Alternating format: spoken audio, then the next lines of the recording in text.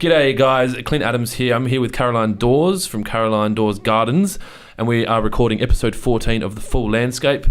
In this episode we talk about how Caroline fell in love with gardening at 32, or fell in love with landscape design. Yes. At 32, but it wasn't always going to be garden design. No.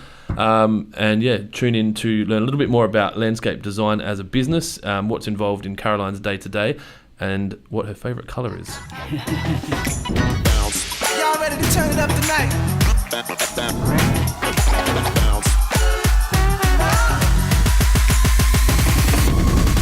If you really want to fly, your hands in the air, let the music get you high.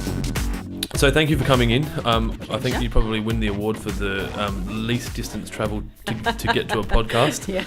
And I apologise for not telling you that we were filming it as well. That's okay. So your business is Caroline Dawes Garden Design? Just Caroline Dawes Gardens. Gardens? Yep. Caroline Dawes Gardens, which Yep. will tag in... Oh, yeah, bring that a little bit closer. Oh, is that not 20 centimetres? That's very... You got to be... She's a designer. She'll know the measurement. That's about 15. Yeah. There you go. 15 centimetres. So I guess give me the 3-minute elevator pitch about your business. What do you do? I work on my own, so I don't have any employees, and I do that on purpose because I'm a little bit of a control freak. So, but I don't think there's such thing as a little bit of a control freak. You're all in. Yeah, all right, I'm a control freak.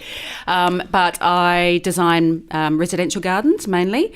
I don't really have a big or small, doesn't really matter, any size. I love to do every garden. I like to do, the little $10,000 makeover, and I like to do the big ones as well. So I work from home, which is wonderful.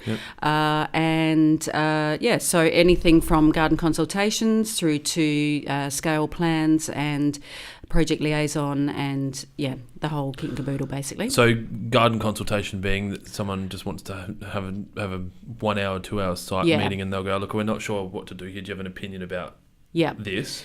They're really great if you just want to have some planting advice maybe, or you've just got a little problem that you want some design solution. So it's a really cost-effective way for people to get a design solution without having to go to the expense and the time and effort of plans. So it's I'm doing a lot of consults, which is great. It's funny you mentioned cost. I guess it's paying for a design is one of those things that people, I guess, can sometimes be reluctant to do. But we've recently had a design done for our backyard, which I didn't pay for because I know a lot of designers, and it's been sitting on on my kitchen table for probably 3 months. Right. And it's just given us this opportunity to really digest whether or not it's something that we want to do. Yeah. Because we haven't started building it. Right. And now we're like, okay, maybe we don't need that there, or maybe we do. So I think people can sometimes underestimate the value of spending the money. On getting the design done. Well, you wouldn't do it a house without a plan, would you? But so many people just go, oh no, we'll just get the landscaper to do it and just start. Exactly. So it's pretty amazing when people step out of the front door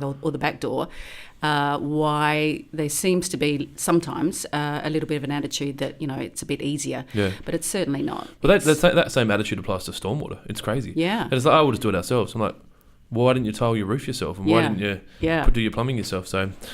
Yeah, fair enough. So you don't have any staff? No. Work from home, which is good, gives you flexibility for work time. And do you have you're only working in South Australia? You mentioned to me before we started that you've just done some designing in Port Elliot, so you travel? Yes, and I've got one in Angaston as well. Got another one in Goolwa. So do travel a little bit. Are they holiday homes, or are these people's residential properties? The Port Elliot one is a holiday home. The Goolwa one would be a holiday home as well. Yep. Angaston is a home. Yep. So all varies.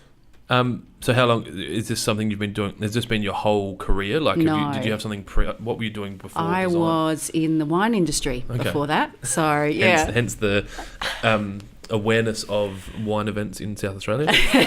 The Great Ed Shiraz Challenge. So I was actually working from home, not working from home, at home with my children. We were in Melbourne and I was doing wine industry things over there.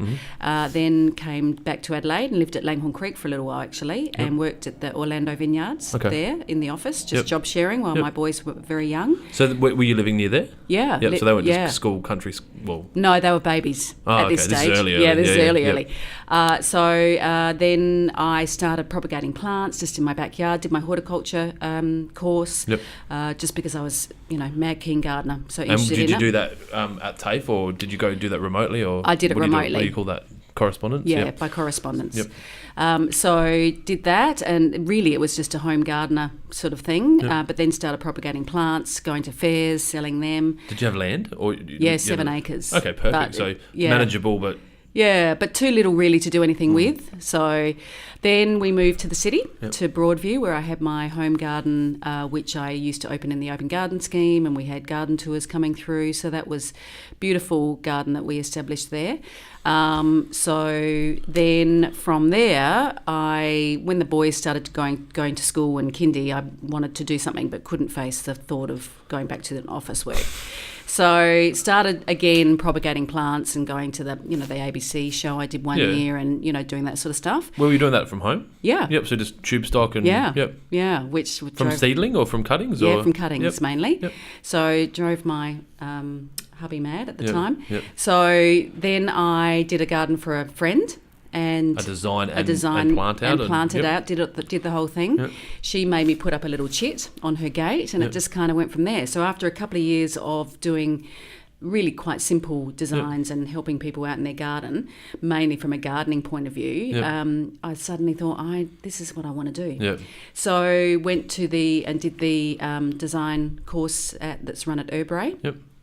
And that was 15 So you nearly went 15 and years you did ago. that wasn't correspondence. Yep. Yeah, with John Buchan and Pam. That would be hard to do via correspondence, I think. No. The horticulture side of it, I guess it's biology, like it happens. Whereas design can have so many different opinions, and having the human connection probably helps. John Buchan was a fantastic lecturer. I got so much from him. It was fantastic, and I actually found it really helpful going in there, having plant knowledge and soil knowledge. Because you had it already, yeah. Yeah, so because then the course didn't really cover that a huge amount, so I found the course really, really Do you know if it's great. changed? Or? Yeah, I think it's a little bit more plant orientated now.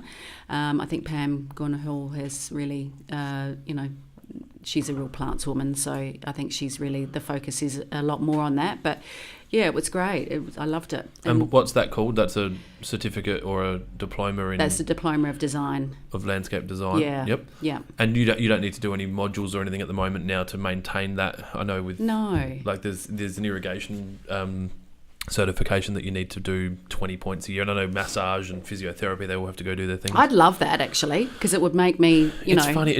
I guess it separates the people that are serious from the people that aren't. Yeah.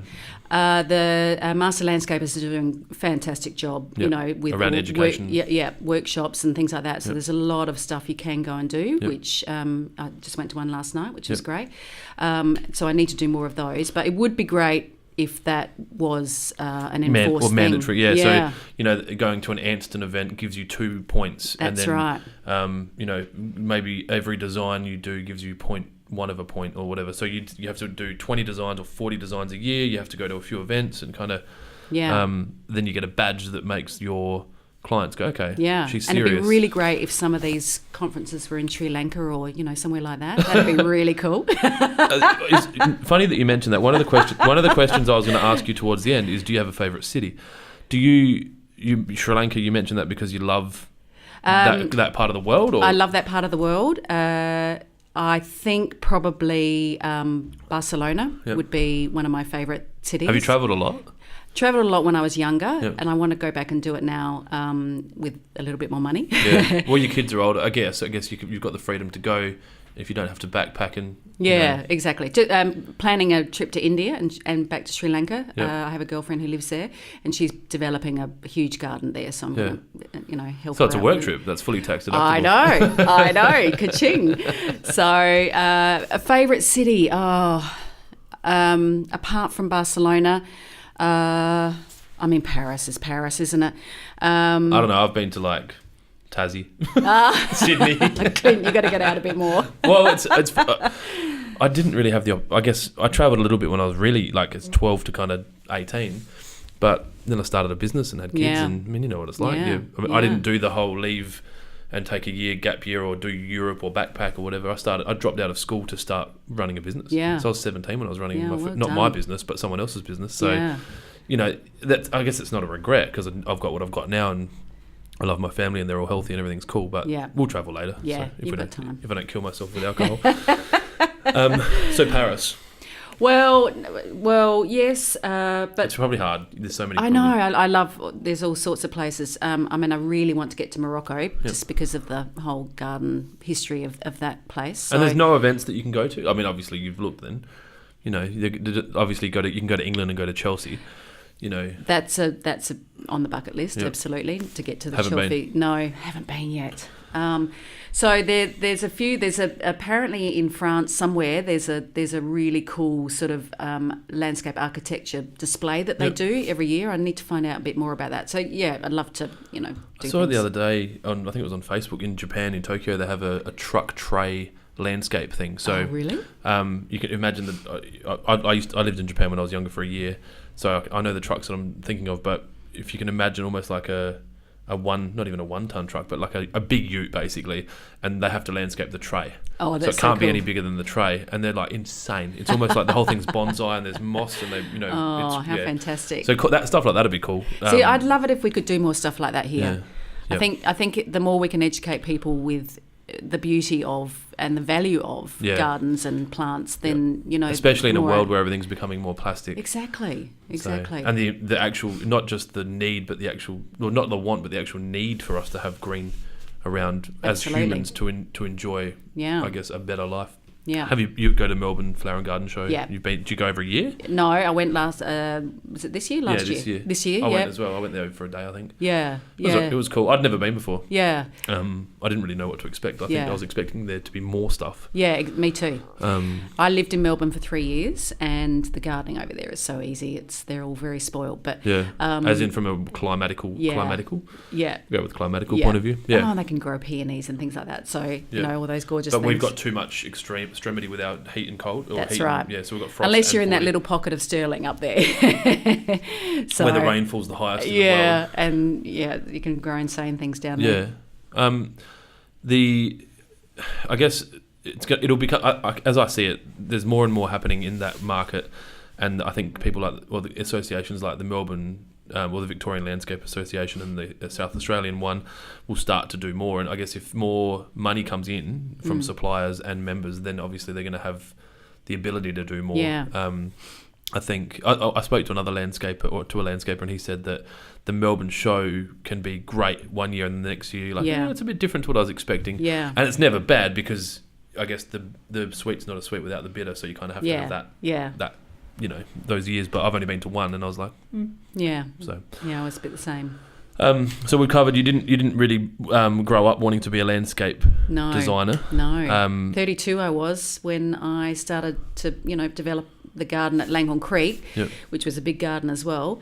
And yeah, that's really when it all took off for me. There's some pros in that as well. If you think about what you don't know as a 20-year-old, at 32, if you can go, okay, this is what I want to do. Yeah. It's real because, Yeah. I mean, especially if you've had the opportunity to taste some other things. Yeah. So what was the goal? Like, were you at school? Did you have plans to become a doctor? I wanted to be a physiotherapist, Yep. but that I just fell short with the points that I needed for that. So Just gave up. No.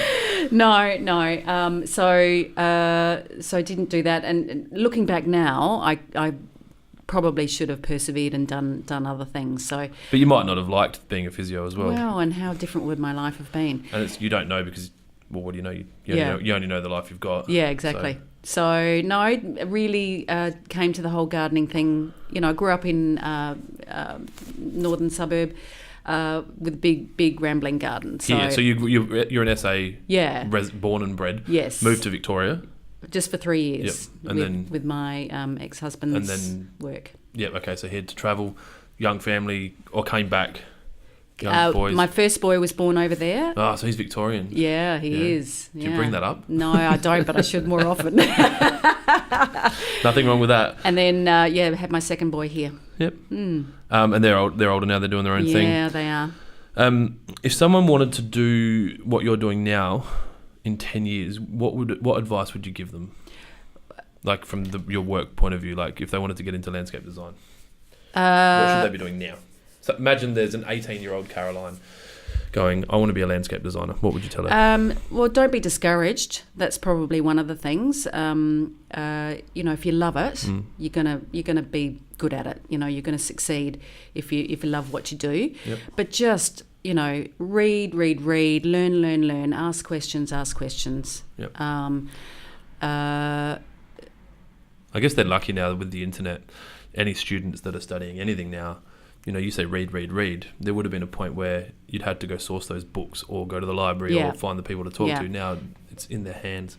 But also hands-on helps as well, like actually getting your hands dirty and planting that plant. Because I used to test a lot of plants that I was using in my designs in my garden. Yep. So a lot of the plants I would actually grow myself, so I knew how they behaved in the particular... In a pretty standard environment for the state, really, isn't it? Like if you're in, you said Broadview, back then. You could measure that against a lot of other areas, obviously excluding your sterlings and your coasts, but and there's so many new products and plants and things like that, coming out all the time.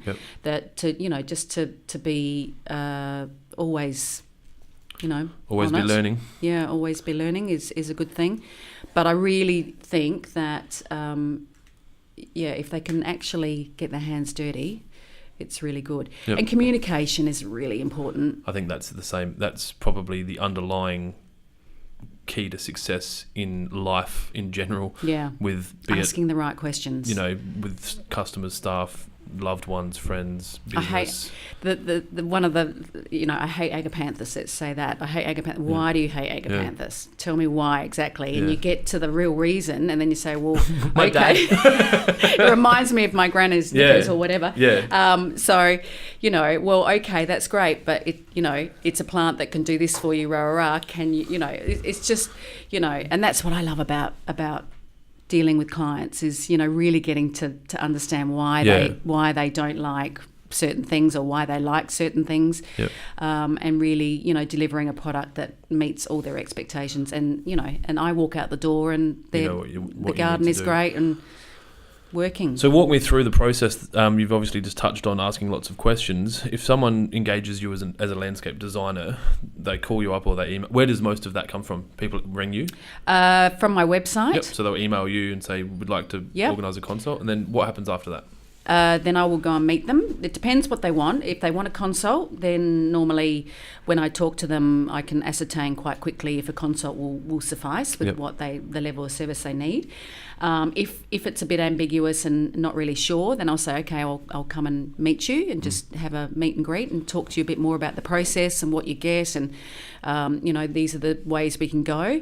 And then once they're happy with that, then off we go. So it's like a bit of a discovery. I used to, before we opened the shop, we'd do that with installs. You kind of feel the customer out for what they're really trying to achieve, and whether or not they're looking to actually even spend money, or they're trying to get some free advice or tire kickers, and that's okay. Well, that's part of life. Exactly. I mean, you need them, otherwise you've got no one. That's right. So because it might not always be just tire kicking. Yeah.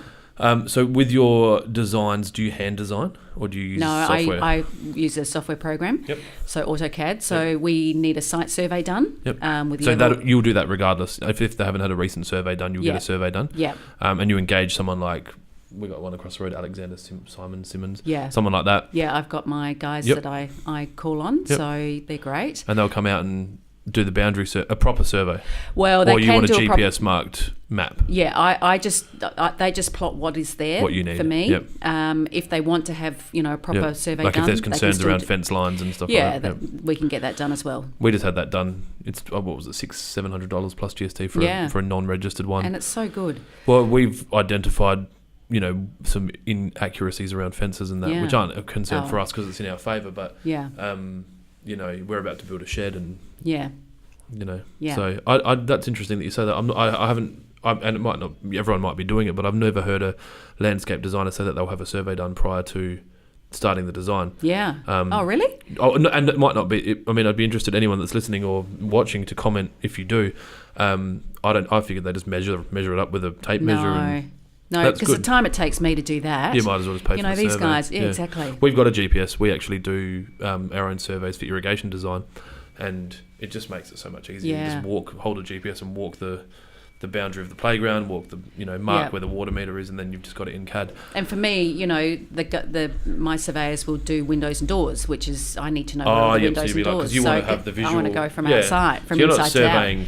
You're surveying a 2-dimensional survey, but you're imagining a 3-dimensional survey. That's right. Yeah, that's right. And then I was once told by a customer who was doing landscape architecture at uni, I think it was, that they were encouraged to draw by hand first, and then don't go to CAD until you've got your kind of concept in pen and paper. Yep. Is that something that you do? Is that a belief you have? Do you not anymore? You just get not straight anymore. into CAD? I used to hand draw and I loved it, but Because it just when a client wanted to change something, it was just a nightmare. His reasoning behind it was that if your ability with CAD wasn't 9 out of 10, you might not put a curve where you should have or you wanted to because you didn't know how to do it in CAD. Oh, I will. So, I'll get the site survey and I'll just scribble. Yep. That's what I mean. So to kind of get, I do. You want to do that there, so that when you get into CAD, you're not. I guess you're giving the design every possibility to be the best design that it can. Absolutely. Yeah. No, I do that. I just scribble on the site survey and go, well, that'd be nice. And then when I get into CAD, sometimes you have to. Does that tweak take time? Are you able to just sit down and work straight through a design, or do you kind of throw it all in a pot and let it stew and go, for a couple of days, and then you might be driving around and you'll be like, actually, I'm going to put that there. Like sometimes it happens straight away. Like writing. You can have writer's block, design block kind of Absolutely, you can, and it depends on the complexity of the design brief, I guess. Sometimes if you can walk into a garden, if the design brief is do what you like, then it's pretty easy.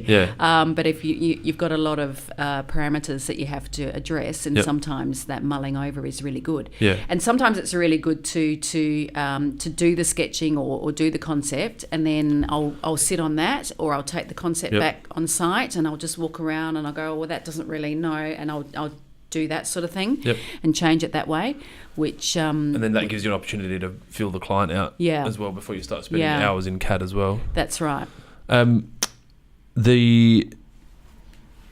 Those boundaries that you're talking about, you've obviously given a spec around your client across their needs. Is there legislative things that you need to take into account as well? Absolutely. Balustrading, pool fencing. Like stair heights, angles. Stair heights, all of that. Kind of thing. Do you have a favourite colour? Grey. In the garden? Just in life, but grey. So currently in design is grey. And clothing, natural grey. Yeah, just all those in the garden or in life. Give me both answers. There's different tones. I love the greys that are a black base. A lot of the time I say to my clients who want sandstone paving, I say, right, have you thought about grey? I don't want you to do that. But the idea for me is that the paving will actually sort of disappear a little bit into the landscape. Whereas the sandstone's too yellow to lose in plants. And it also gets really grotty really quickly. So I love greys. I love the really, if you're going to do like a light colour, I love the the limestones and the travertines, those really crisp white colours.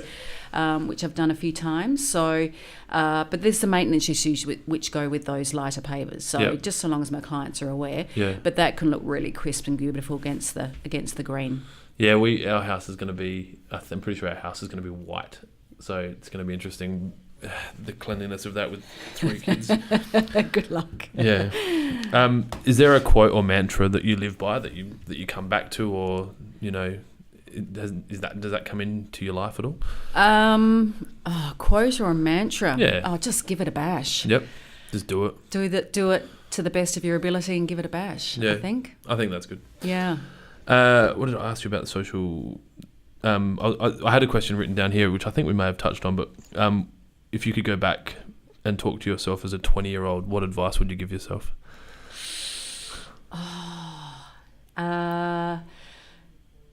Just to be a little bit surer about my abilities. Don't question yourself and just, which is really hard as a 20-year-old. I think you're really questioning yourself, but just to believe in yourself and not be discouraged. with self-doubt, I think. And so not external doubt, just self-doubt. Yeah, Yep. self-doubt. Yeah. Are you active on social media in your business? Yes. Yep. What's your chosen platform? Facebook and Instagram. Do you spend more time in one than the other personally? Personally, Yeah. is Facebook. Yep. Yeah. Do you see that changing at all? Are you on it enough to notice trends in social media around Facebook moving towards Instagram more, or? I think the youngies are moving towards Instagram a lot more. Yep. So my market is not really the youngies. No. So I think Facebook Facebook's is good my for you. best one for me. That makes sense. So what's your target? Not your target, but what's the kind of average demographic that you're getting? Is it a woman that would call, or a man, or it's that you're meeting with couples? it's actually 50-50, Yep. which is And fantastic. above 35? Yes. Yep. Normally probably 40 above. So 40 to 55, perfect in that kind of. Yeah, the Facebook. consults are different. Consults tend to be, I get younger people doing the consults because Yep. it's They might not have the X amount of dollars to spend on the design, but that's right. still wanna do And something. normally it's probably their first house, and they haven't got a fortune to spend, so Yeah. they just want to do it as well as they can. And a lot of the time, those people are doing it themselves as well. Yeah, okay. So, So it's just getting your opinion on yeah. something growing up that wall, or Yeah, can we and do I this? give them sketches and leave them with Yeah. as much information as we get to. Yeah. So, Yeah, and- so if you're there for an hour and you do sketches while you're there, you're like, there you go, Yep. all yours, thank you. Yep. Call But me if you need any more. then I don't leave them there. They can always They can call use you my off and- landscapers and Yep. call me and So you've ask got a questions. network of landscapers. That's probably something Yeah. interesting. So obviously, if you've been doing this, did you say 15 years? Yeah, You've built up a network of more I think actually 17. You've built Yeah. up a network of landscapers that Yeah. you tend to trust, and they're the ones that you want to work with. Yeah, So if a client engages you to do a design, you can help them to the actual closure of the design. Yeah. And say, look, we'll get a couple of people to look at the job, and we'll Yep. help you choose someone. that's right. And then what you'll just do site visits throughout that to ensure that That's it's right. being done to your client's expectations and to your expectations. Yeah, and sometimes the design changes as things happen. Yep. Got one at the moment that Justin is doing for Yep. me, and there's changes in levels and things like that having so that's affecting the design a little bit, but that's They're cool with that though, aren't they? Yeah. That's probably why you'll have your own landscapers, so that you're aware that they're going to be comfortable with those changes, Yeah. and they're not going to have a big hissy fit because you've moved something or whatever. Yeah. So- Normally it's probably me the other way. Yeah. No, I They're saying- don't have easy fits. Yeah. But sometimes Pack up your tools and leave. the levels, when you actually get on site are a little bit different. Yeah. So, we might have to put another step in, which Yep. means that garden bed is, a little bit Yeah. smaller or a little And bit how do you bigger. want to or, deal with that? yeah, so it's but that's the beauty of, what we do. Yeah, it's not. It's like we talked about at the start. It's an art. It's art as more as much. There's science involved, but it's quite art. Yeah. I don't think you can get any garden 100% correct. Yeah. In a Against the plan. plan. Yeah. Yeah. Well, I mean, irrigation is closer to science than art. Yeah. And you can never get it perfect with that. There's so many things underground that you don't know about that you don't find until you get on site, and that's obviously the same with your levels. I mean, Yeah. I'm thinking about my backyard while I'm talking, and it slopes down, and Yeah. we've got an idea on what we want to do, but Yeah. and And just the flexibility of being able to roll with all those changes is, that is great. And the landscape, I have different landscapers with different skill sets. Yep. So it does depend on what design is happening as to, who I think would suit the construction. So, Yep. yeah. You're a member of the Master Landscapers Yeah. Association. You have been for a long time. Yeah. We're on the board. That was a while. How long ago was that now? 5 years ago? 6 years ago? Yeah, something like that. I think that's how we met, Yeah. actually, to be honest. What, I guess, you obviously see value in that if you're a member. Oh, absolutely. Do you think that the designers are getting as much value as the landscapers Yeah. now? Obviously, for a long time, it felt like a landscapers association with some designers, and It, that's just my opinion. But Well, it's know. really, Inika's just done an amazing job. The Master Landscapers is just, it's just grown and it's fantastic. So Yeah. I feel like I'm getting a lot more out of it now than I used to. yeah, I really did feel like it was not offering me a hell of a lot, really. yeah, we were kind of holding on and going, we'll stay here. Something's Yeah, going to happen. but now there's workshops happening. There's, it's getting crazy. Like it's great. I see the amount of workshops popping up. I'm like, how are people getting to all of these? But the good thing is, there's a large membership now, and that people can pick and choose. You might go to 1 in 4 or 1 in 5 or whatever it suits you. That's in line with what you're doing. I feel very conscious that my designs need to keep improving to make it easier for the landscapers to quote it. Yep. So last night, for example, we were at an Anston architectural thing, and I learned a little bit more about expansion joints, and where I thought I was doing. Designing the expansion joints I was not. You weren't. No, I wasn't doing it quite as often as I should. So that's great. So designing and taking into account all those things that it makes the landscaper's job easier, which I think is part of my job. Well, really. That's right. I mean, if the landscaper's job becomes easier, then the client's more likely to have a job finished quicker, on budget. And extras. Yeah. Or not. I don't think your guys aren't. Yeah, it's not like that. But if an additional expansion joint has to be put in and it moves something, and then maybe it's not aesthetically pleasing, you could have dealt with that back in your office rather than dealing with it on site. And preparing the clients as well, saying, well, this has to happen because of these reasons. And you're going to see it out this window, and it might not look how you thought you wanted it to look. Or... So the landscaper doesn't get on site and do the design, and suddenly he's faced with an irate client who didn't realise that was going to be the way it was. Especially when most clients are out all day and they come home and the landscape's been done, they're like, well, what's that? It's, like, it's on the plan. But I didn't know that. Are you a reader? Do you have a book? What are you currently reading? It's called The Husband's Secret. I've read a few things. The Chronicles of Narnia. Yep. Because my dad gave me that book, and he passed away last year, and I thought, right, I'm going to read the book my dad gave me. Then I'm reading, I can't remember her name, Lillian someone, and it's called The Husband's Secret. Yep. So it's very light, but it's fictional. Great. Yeah, it's fictional. Yep. Yeah. So you'd always go fiction? Like if you had to go choose books, you don't go try and find true stories or dramas or crime novels. It's always fiction. I love reading autobiographies if I'm interested in the if you're people. Interested in the person. Yeah. My dad again gave me a book to read about the politicians. I can't remember what it's called now. Anyway, I got a little bit into it and thought, no, this is not my cup of tea. But I did that with Arnold Schwarzenegger's Total Recall. Oh yeah. It's I don't read. I listen to audiobooks. I don't have the attention span to sit in one space for very long periods of time and read. I'm not the guy that goes and sits on the beach and reads a book for 5 hours. Yeah. But I'll kind of listen to an audiobook for 20 minutes while I'm driving to somewhere, and that's a 24-hour listen. Which is that thick. Yeah. And I'm about 16 hours into it, and I probably stopped listening to it. Yeah. 6 months ago. I'll pick it up eventually again. Yeah. But, I think sometimes people feel obliged to finish reading a book because they've bought it. Yeah, no. So, I've always thought I should read Harry Potter, but I just think I have to concentrate. Seen Harry Potter. Oh, really? No idea about it. Oh. I know that, is it Wizards, is it Muggles? Is that from that? Is it? Yes, he knows. Well done. DK would know. Actually, one thing people probably don't know about me, I've not watched any Star Wars either. So. Oh, my lordy. Yeah, I just grew up in a household that it wasn't around. I grew up with a single mum, had custody visits with dad. Yeah. And, obviously 2 days a fortnight with dad, we weren't going to sit down and watch movies. Yeah. So, most of my early childhood movies were kind of like Beaches and My Girl and some real shockers.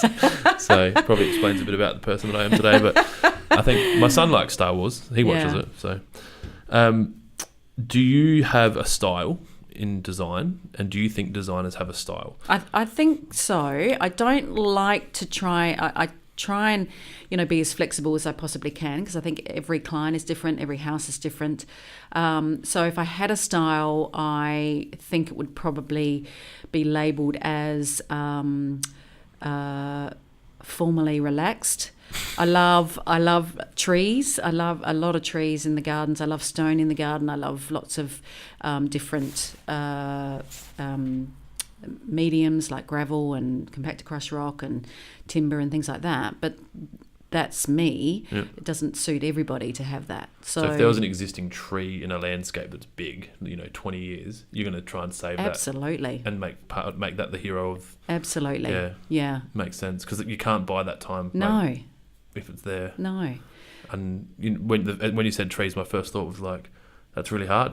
Unless you buy in an established tree, which is a challenge in itself, cost financially and establishment and whatever else. So, so would you agree then that landscape designers have a style? You all have your own style. I think so. I think we all have our things that we like. Because I can look at a plan with no name on it, and in some cases, the people that we deal with often, I can tell who's done it. Yeah. Because they have a tendency to use curves more than straights, or they'll use kind of formal hedging more than succulent kind of expanses, and you can see it. And I think you've got to for people get attracted to you because of the gardens that you do. So if you come and throw them something, exactly, throw them a curveball. So I think you do have things that you like, and I think that's got to come into your design. Yeah. I can't even read my own writing. That was about the formal qualification, which we talked about. So we talked. I had a few. I had a few kind of quick fire questions. One of them was one of the last questions was: do you think you'll ever do something different? No. You'll do this forever until Yes. you've if you ever fall out of love with it, but you'll always do it. Yeah. How do you feel about the landscape industry as a whole, like working in this industry? Oh, it's fantastic. Yeah. It's a legacy. We're all leaving a legacy. Yeah. We're leaving behind beautiful gardens that are hopefully going to grow, and our kids are going to enjoy them. And yeah. What do they say? You don't plant a tree for today. You plant a tree for kind of 20 years. Yeah, which I think is getting lost in the way the building is happening around the place. Talk to Tim Harper about that. Yeah. I don't know if you've listened to his podcast, but you need to set aside some time. Yeah.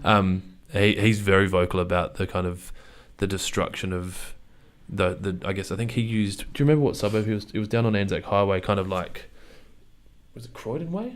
But where they're knocking down these beautiful houses with big trees and cutting them into smaller blocks. And I've got a couple of gardens in the same street in Beaumont, and I drove up there yesterday. There are 3 houses within 100 metres of each other, all being knocked down. All these gorgeous old places. And you kind of like, I'm all for progress, and I get it, and I like the history as well. I'm very kind of torn from both ways, because we are consciously trying to make our business more technologically advanced and all that things, but I've still got memorabilia at home from whatever, because it means something to me. So it's. But the way we live has changed so much too. So the houses that were built in the 60s and 70s just don't suit the way we live. There's not traditionally a mum at home cooking, and you don't need the big kitchens and the big blocks, because everyone's maybe using more time. They're maybe more stationary, using devices than being outside and kicking the ball. And so that's an interesting question then that's just popped into my mind. Have you noticed much of a change in? I mean, if 17 years is half a generation in some suburbs. Exactly. Have you noticed much of a difference from what you were doing at the start to now, as far as what people are doing and what they're asking for, and obviously block sizes are changing? Yeah, there's a lot of back then it was a lot more plant orientated, and it was a lot of people were more interested in flowers and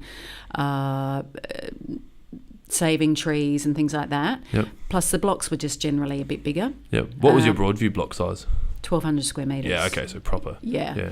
So big garden. Yep. So now it's, we come into, I go into a house and, you've got 3 metres from the back door to the back fence, and they want to create an oasis in there, and they want lawn, and they want this and they want that, and I just it's getting harder to create those sort of beautiful spaces where people can be outside and be in the sun and enjoy it all. Yeah, so still have enough space to be a family. Yeah. But then have the, peripheral niceties. Yeah. I'm really good with my English. To still enjoy that time. Exactly. You mentioned earlier about the open garden scheme. I don't know anything about that. So do they only have a certain number of houses per year? Do you have to apply? Do they You cost apply. money? Yep. I think it's about $8 now to go and see a garden. So you walk in someone's house and drop $8 in a tin and you go out the back? There's people met. There's no, I don't know, like- not on a system. Yeah. No, there's people met. You have to. You have to. It's all registered. There's maps. Yep, and Yep. it's actually they take a portion of the gate takings for their nominated charity. Okay, cool. So you get... Oh, so you as the homeowner takes a portion, but it's a charity. Yeah. It's Well, not- they not take to a buy more portion and plants. they give it to whatever charity there, and I can either donate it to a charity or take it Buy some and- fertiliser. Yeah, exactly. Go towards the upkeep of the garden, Yep. which is what I used to do. So, but Or wine. no, more plants. More plants. So you are truly a plant lover. Like it's Yeah. not... Yeah. and Having just- said that, I've now got a tiny little garden Yep. that I've had to be really, really choosy with the plants that I put in But there. you get to spend so much time with other people's gardens. You Exactly. probably still get to kind of get that fix. Yeah, exactly. Somebody said, "What's your hobby? Is gardening your hobby?" And I thought, well, not really, because I do it all day, every day. But I don't actually think I've got a hobby as No, such. you've turned your vacation into your vocation, which Yeah. is what... Like, I'm the same. I I don't do anything but this business Yeah. because I love it so much. Well, that's right. And And I think somebody said to me, yeah, but hobbies are for people who need to have some sort of creative Yeah. outlet. I mean, that's what you do all day, every day. So, and so what do so you I don't need need in it. your hobby? And it also frees you up to spend another 12 to 15 hours a week on your hobby, but you're charging for it. Exactly. Perfect word. So I love it, spending other people's money. It's great. Is there anything happening in your life at the moment that you want to promote? We've got a small audience that will be listening and watching your podcast. Hopefully a larger audience now, because your audience will obviously be shared with it. Yep. Any plugs, anything you're working on that you want people to know about? Oh, not really. I'm trying to learn SketchUp, which is really quite interesting because I haven't really got enough time to do it. So It's insane. I know. I know a few. I've used it, Yeah. and I'm an embarrassment, but I've used it. Well, I'm worse than you. Yeah, there's a guy, Nathan, who used to work for Paul Jackson when Paul Jackson was out here, and he could drive it like Yeah. nobody's business. He designed my inside of my house using it. Yeah. So I think I have to farm it out. I think It's no good. funny. It depends on what your plans are. Like I've got a team of, I think there's 12 of us, including me now, and I don't know how to do anything. I don't know how to do what DK does. Yeah. But I could probably learn. But why? Yeah, You know, exactly. And I know the only reason you won't do it is obviously because of the control side of things. But Yeah. you can still control stuff when someone else is doing it. Well, yeah.